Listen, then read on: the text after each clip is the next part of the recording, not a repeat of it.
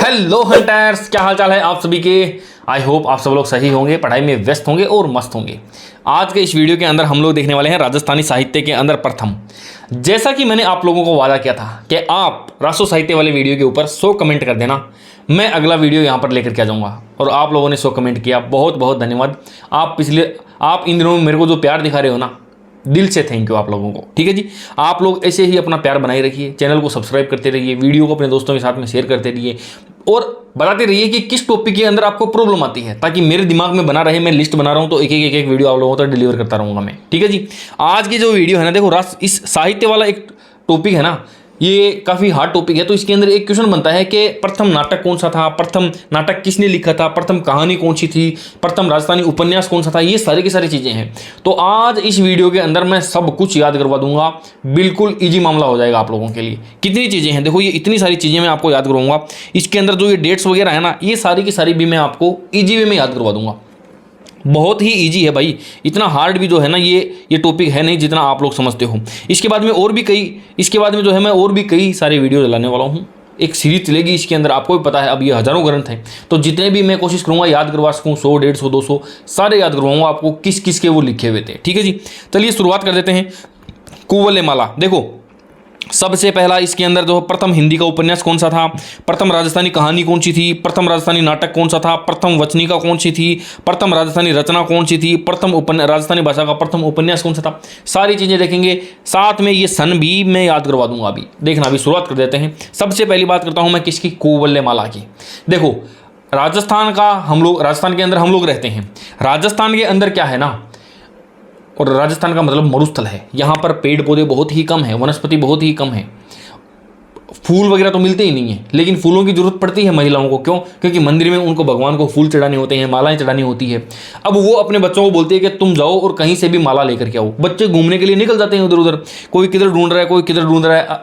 अचानक से एक बच्चे को एक उद्यान नजर आ गया, तो वो अपने साथियों को जोर से बोला, अरे ओ भाई साथ साथ अठे आ जाओ, सगड़ा का सगड़ा, क्योंकि अठेमन एक उद्यान मिल गया है। यहाँ पर मेरे को एक उद्यान मिल गया। वो जोर से क्या चिल्लाया, वो चिल्लाया कि साथ साथ अरे अठे आ जाओ भाई, क्योंकि अठेमन के मिल गयो है, मन मिल गयो है एक उद्यान उद्यान उद्यान। और उस उद्यान में जितने भी फूल हैं उनसे हम बनाएंगे माला माला माला। 7-7 से 7-7-8 ईस्वी के अंदर ये लिखा गया था। ध्यान कर लेना आप, 7-7 से कर देंगे 7-7-8। कई बुक्स के अंदर ये आपको 7-7-9 भी नजर आ जाएगा, तो घबराना नहीं। ऑप्शन के अंदर दोनों नहीं आएंगे, आप दोनों दिमाग के अंदर याद रख लेना। 7-7-8 भी मिल जाएगा, 7-7-9 भी मिल जाएगा। ठीक है जी, ये क्या है, इसके अंदर राजस्थान की भाषा को सबसे पहले क्या कहा था दोस्तों, मरु भाषा कहा गया था इसके अंदर। देखो मैंने जो स्टोरी कनेक्ट करी है ना, वो इसी जो है मरु भाषा से ही कनेक्ट करी है, मरुस्थल से ही कनेक्ट करी है। क्योंकि मरुस्थल में माला नहीं बनती है, फूल नहीं मिलते हैं। अचानक से एक बच्चे को मिल गया 7-7-8 उद्योतन उद्यान, और आजा भैया यहाँ मिल गया। मरुस्थल से कनेक्टेड स्टोरी है। ऐसा दूर दूर की स्टोरीज नहीं होती है। मैं कोशिश करता हूँ कि अपने आसपास की हो तो बिल्कुल इजी वे में याद हो जाए वो चीज़ें। बढ़ते हैं आगे की ओर, और ये रहा भरतेश्वर बाहुबली गौर, राजस्थानी भाषा का प्रथम ग्रंथ है। और भरतेश्वर बाहुबली रास ये लिखा था किसने, शालिभद्र सूरी ने। और ये जो गौर वाला है ना, ये लिखा था वज्रसेन सूरी ने। बात समझ में आई ना आपको। अब जरा देखो आप, बाहुबली का मतलब पता है ना आपको, ये इंपॉर्टेंट है भाई, लगा लेना इसको। ये यहाँ से क्वेश्चन आता है, ये दोनों के दोनों, इन दोनों में से कोई ना कोई एक मिल जाएगा, या तो भरतेश्वर बाहुबली घोर वाला मिल जाएगा, या ये रास वाला मिल जाएगा।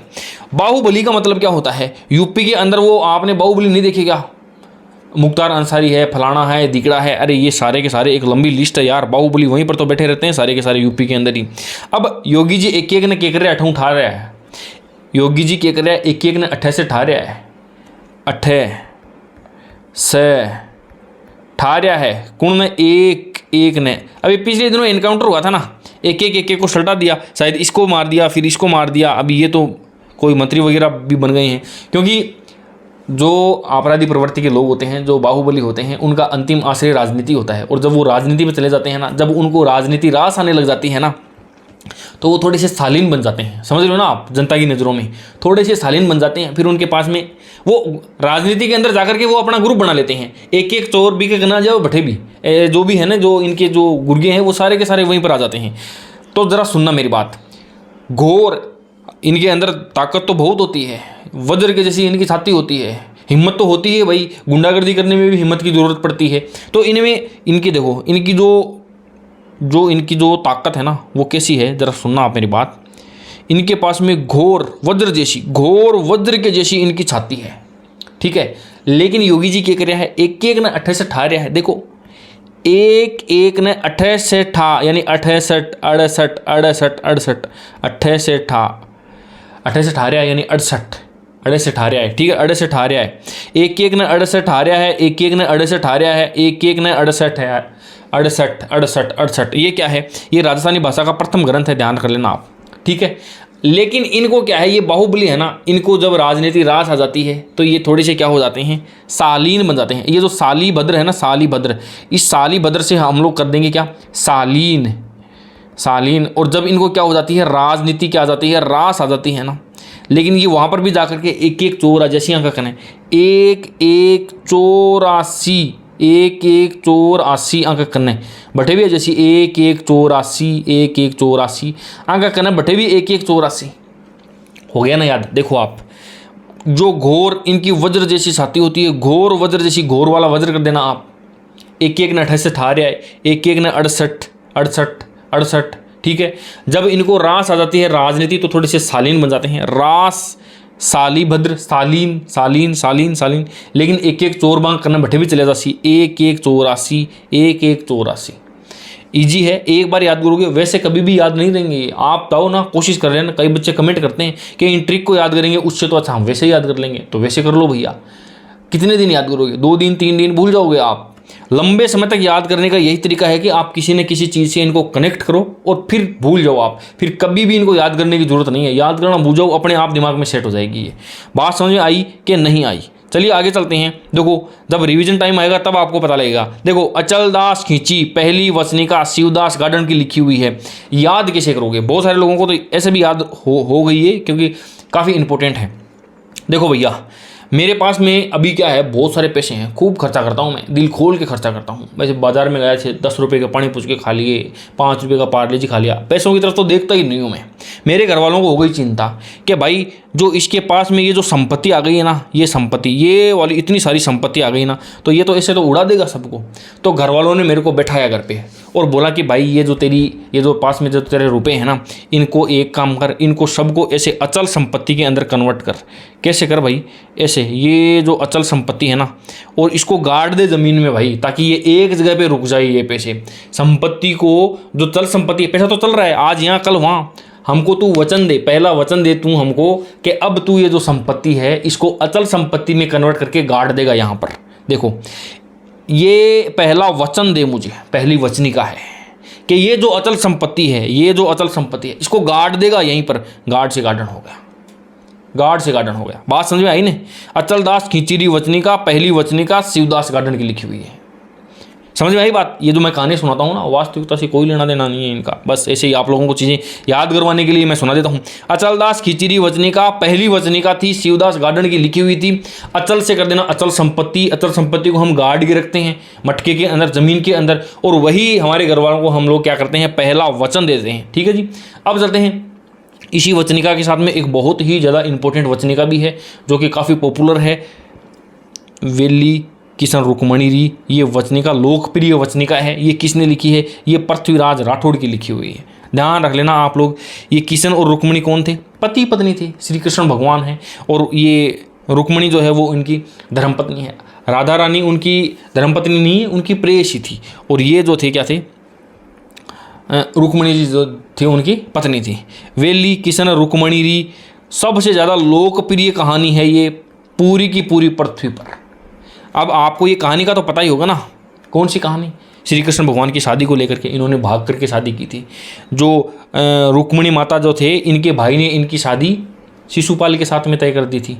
और जब इन्होंने इनके पास में संदेशा पहुंचाया कि भाई मैं आपसे प्रेम करती हूँ और आप मेरे को लेकर के चलो, तो श्री कृष्ण भगवान जो है वो उनको लेकर के गई। फिर तो पूरी पृथ्वी के ऊपर ये वेली किशन रुक्मणी री सबसे लोकप्रिय जो है वो क्या है, ये वचनिका है, सबसे लोकप्रिय वचनिका है। ठीक है दोस्तों, चलें आगे। नेक्स्ट देखना आप, ये देखो भगवान श्री राम को जानते हो, उनके भाई थे एक, कौन? भरत जी। अब जरा मेरी बात सुनना। भरत जी को किसी ने आकर के एक कहानी सुनाई, उनके पास में आए, क्योंकि जब श्री कृष्ण भगवान श्री राम जब जा रहे थे ना वनवास के अंदर, तब एक व्यक्ति उनके पास में आया और उनको बैठ के कहानी सुनाई कि एक काम करो, एक सुनो मेरी बात, भगवान श्री राम तो यहाँ से प्रवास कर रहे हैं, जा रहे हैं जंगल के अंदर। देखो, एक व्यक्ति ने भगवान भरत को कहानी सुनाई। क्या कहानी सुनाई? कि भगवान श्री राम तो प्रवास कर रहे हैं यहाँ से। ये देखो, ये प्रवास आ गया, टेंशन में आ गई। भरत जी गए उनके पास में, उनको मनाया, गिड़गिड़ाए, नाटक करा उनके सामने कि नहीं जाना आपको, नहीं जाना। उनके सामने विलाप करने लग गए वो। देखो, भरत जी ने नाटक करा उनके सामने, विलाप करा उनके सामने, यानी विलाप करा। फिर भी भगवान श्री राम माने नहीं, वो चले गए। वो जाने के बाद में उन्होंने क्या करा, भरत जी अकेले बैठे थे, उन्होंने वहाँ पर बैठ करके एक क्या लिखा, एक उपन्यास लिखा। भरत जी ने एक उपन्यास लिखा, प्रथम उपन्यास, जिसका नाम क्या था, कनक सुंदरी उपन्यास लिखा था। एक सुंदर सा उपन्यास लिखा था उन्होंने, ये लो, ये सारे के सारे याद हो गए। अब क्या दिक्कत है, भरत जी को कहानी सुनाई कि भगवान श्री राम प्रवास कर रहे हैं, यानी भरत जी को कहानी सुनाई कि प्रवास कर रहे हैं। भरत जी आए, नाटक करने लगे उनके सामने, विलाप करने लग गए उनके सामने। भरत जी आए, नाटक करा, विलाप करा, लेकिन वो नहीं माने। जब वो चले गए तो भरत जी ने एक सुंदर सा उपन्यास लिखा। तो भरत जी ने एक प्रथम उपन्यास लिखा, सुंदर सा उपन्यास लिखा। एक लिखा गया है 1900 में, एक 1903 में, एक 1904 में। ध्यान रखना, सबसे पहला कौन सा है, ये सबसे पहला नंबर बीच वाला है ना, जो ये 1 नंबर पे आएगा, ये सबसे पहले, ये फिर नंबर 2 पे और ये नंबर 3 पे। ये जो डेट है ना, थोड़ा सा इसको आगे पीछे सेट कर लेना। ये क्रम से यदि मैं बनाता तो फिर कोई कहानी नहीं बनती, तो फिर चीज़ें याद नहीं होती। 1904 में सबसे लास्ट में सबसे पहले नाटक लिखा गया, उसके बाद में उपन्यास लिखा गया और उसके बाद में कहानी लिखी गई। तीनों चीज़ें याद हो गई। अब बढ़ते हैं अपन आगे। बादली आज बरसती जा, बिरखाड़ी बादरी। बादली यानी क्या, बादल ने क्या हुआ ना, बादल ऊपर जो बादल है। और जब राजस्थान के अंदर बरसात नहीं आवे तो लोग बाग क्या करने लग जाते हैं, काव्य, कविताएं गाने लग जाते हैं, गीत गाने लग जाते हैं, काव्य करने लग जाते हैं।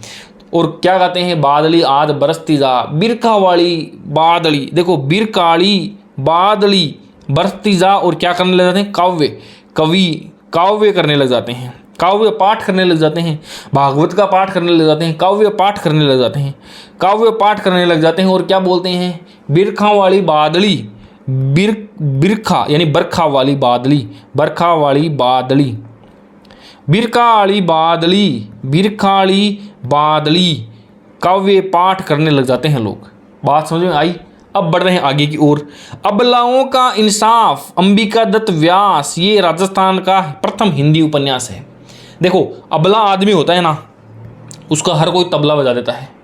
अबला नारी होती है, वैसे तो आदमी का तो बजा देता है, लेकिन अबला को इंसाफ जरूर मिलता है। इंसाफ कौन देता है भाई?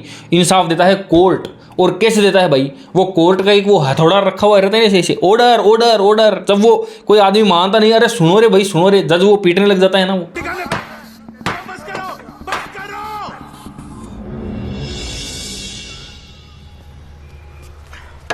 वो हथौड़ा जो क्या करता है, वो दिलवाता है किसको, अरे यार ये वाला हथौड़ा रे भाई, ये वाला हथौड़ा देखो आप, ये वाला हथौड़ा दिखाई दे रहा है ना, इस वाले हथौड़े की मैं बात कर रहा हूँ।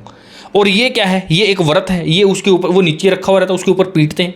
ये व्रत के व्यास होता है, व्यास। ये सबको दिलाता है, क्या दिलाता है? सभी अबलाओं को इंसाफ दिलाता है, आदमियों को नहीं दिलाता है, अबलाओं को। अबलाओं का इंसाफ कौन सा व्यास? ये वाला व्यास, अबलाओं का इंसाफ व्यास। देखो, अबलाओं का इंसाफ कौन दिलाएगा? ये व्यास दिलाता है। ये क्या है? राजस्थान का प्रथम हिंदी उपन्यास है। ओके जी, अबलाओं का इंसाफ दिलाएगा व्यास। ठीक है, अब बढ़ते हैं आगे। अभ्य पटकी, स्वतंत्रताकालीन प्रथम राजस्थानी उपन्यास है ये। ठीक है जी, नाम क्या है इसका? आभे पटकी, नथमल जोशी। आभे पटकी। देखो, फटकी क्या होता है? फटका होता है ना, यार वो मराठी के अंदर वो एक शिल्पा शेट्टी की एक फिल्म है ना, ये देखो मैं दिखा देता हूँ आपको, ये 1 मिनट ज़रा रुकना यहाँ पे। ये एक फिल्म आई थी इसकी, रिश्ते वाली। गोली खाएगा क्या? रिश्ते नाम था इसका, देखी हुई होगी आपकी, अनिल कपूर की, करिश्मा कपूर की, शिल्पा। इसके अंदर ये जो परिधान धारण किया हुआ है ना, ये मराठी है। इसके अंदर क्या है, इसे कमर के ऊपर बांध के रखते हैं। ये देखो आप, ये इसको क्या बोलते हैं, इसको बोलते हैं फटका। हालांकि फटका वो होता है जो दूल्हा बांधता है, जिसके अंदर तलवार लटकाते हैं ना, उसको बोलते हैं फटका, लेकिन ये उसी का छोटा रूप होता है।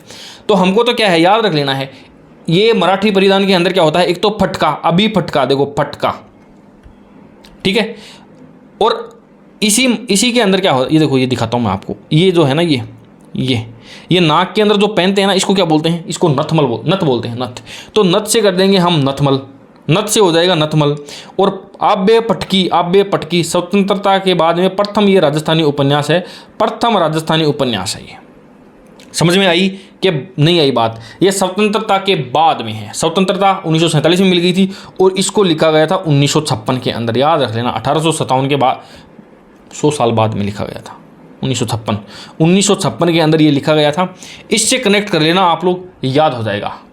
अब बढ़ते हैं अपन आगे की ओर और देखो, राजस्थानी व्याकरण, राजस्थानी भाषा का शब्दकोश सीताराम लालस, पिछली वीडियो में मैंने बताया था आपको, इसके अंदर 2 लाख शब्द लिखे थे, 10 इसके भाग थे। राजस्थानी भाषा की मसाल इनको कहा गया था, किसके अंदर कहा गया था, इंसाइक्लोपीडिया ऑफ ब्रिटेनिका के अंदर कहा गया था इनको। और ये राजस्थानी व्याकरण इन्होंने लिखा था, सीताराम लालस ने लिखा था। बात समझ में आई कि नहीं आई? इसके बाद में एक और बचा है क्या, पृथ्वीराज रासो चंद्र बरदाई, ये राजस्थान का पहला महाकाव्य है।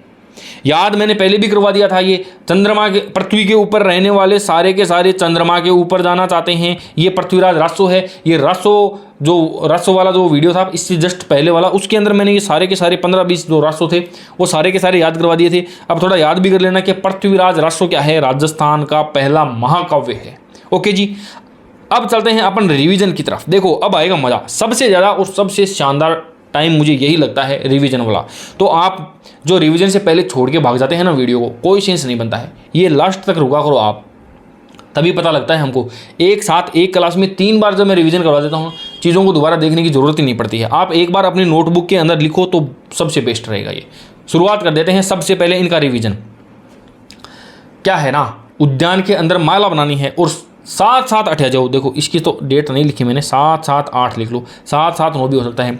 उद्यान के अंदर माला बनानी है और उद्यान भी कहाँ पर, मरु भाषा वाला, यानी मरुस्थल वाला उद्यान, मरु वाला, ठीक है। जितने भी जो घोर अपराधी होते हैं ना, घोर वज्र जैसी छाती वाले, जो वज्र सेन वाले, एक ना ठे से ठा रहा है। कौन ठा रहा है? योगी आदित्यनाथ ठा रहा है यूपी के अंदर। जो बाहुबली है, भाई सब बाहुबली, हाँ, एक ना ठे से ठा रहा है, यानी 68, ठीक है। ये क्या है? ये राजस्थानी भाषा का प्रथम ग्रंथ है, ध्यान रख लेना। और ये दूसरा रास वाला क्या है? ये रास वाला ये है संवतोलिखित वाली प्रथम राजस्थानी रचना, जिसके ऊपर संवत का वर्णन किया गया है। अब देखो दोनों का नाम लगभग सेम ही है। ये घोर और रास, ये थोड़ा सा अलग अलग है चेंज। तो घोर वज्र जैसी छाती वाले क्या होते हैं? बन तो एक ना ठे ठा रहा है, ठीक है। और जन राजनीति रास आगी, वह थोड़ा सा क्या हो गया, सालीन, सालीभद्र सूरी, लेकिन संसद के मायने भी मगन 1184 रास सालीभद्र सूरी। ओके। ई तू अचल संपत्ति ने पहलो वचन मान दे कि तू ई अचल संपत्ति ने गाड़ देसी भाई, नहीं तो ये तो व्यर्थ हो जाएगी, नहीं तो तू खर्च कर देगा इसे। तो बेली किशन रुक्मणी, ये देखो ये क्या है? ये लोकप्रिय वसनिका है। ये पृथ्वी के ऊपर सबसे ज़्यादा लोकप्रिय भगवान श्री कृष्ण और माता रुक्मणी का प्रेम विवाह वाला जो है वही है सबसे ज़्यादा। अब देखो, अब चलते हैं अपन आगे। भरत जी को एक व्यक्ति ने कहानी सुनाई। देखो ये रहे भरत जी, उनको एक कहानी सुनाई कि राम जी तो प्रवास पे जा रहे हैं। तो फिर भरत जी भाग के आए और नाटक करने लग गए भाई, और विलाप भी करने लग गए कि नहीं आप मेरे को छोड़ के मत जाओ। लेकिन वो नहीं माने, वो तो चले गए। तो जब वो वनवास में गए तो भरत जी ने बैठ करके एक उपन्यास लिखा, सुंदर सा उपन्यास, सुंदरी सा उपन्यास लिखा उन्होंने। ओके जी, डेट देख लेना। कहानी 1904 के अंदर, नाटक 1900 के अंदर, और नीचे वाला जो उपन्यास है वो 1903 के अंदर है, ठीक है जी। अब देखो, बिरखा वाली बादली आज बरसती जा, ये प्रथम महाकाव्य है वो। और अबलाओं को इंसाफ कौन दिलाएगा? व्यास दिलाएगा। अबलाओं का इंसाफ ये दिलाएगा व्यास, अंबिका दत्त व्यास। ये क्या है? ये राजस्थान का प्रथम हिंदी उपन्यास है। आबे फटकी फटकी फटका, फटका और नथ, फटका और नथ, आबे फटका और या फटका और यो नथ लिखो कद गयो स्वतंत्रता के बाद में, यानी 1956 के अंदर वो लिखो गयो। ठीक है जी। अब देखो ये तो पता ही है ना आपको, Sitaram Lalas very very important है, ये लिख देता हूँ। देखो एक तो ये ज़्यादा इंपॉर्टेंट है, ये दोनों के दोनों बाहुबली, और एक ये सीताराम जी वाला इंपॉर्टेंट है, देख लेना। राजस्थानी भाषा का जो शब्दकोश है वो किसने लिखा था? वो सीताराम लालस ने लिखा था। राजस्थानी व्याकरण इन्होंने लिखा था। पृथ्वी राज रासो, पृथ्वी के ऊपर रहने वाले लोग चंद्रमा के ऊपर जाना चाहते हैं, और ये पहला महाकाव्य है, काव्य नहीं है, महाकाव्य है। तो ये थे दोस्तों, यहाँ से 100% एक आध क्वेश्चन देखने को मिलता है।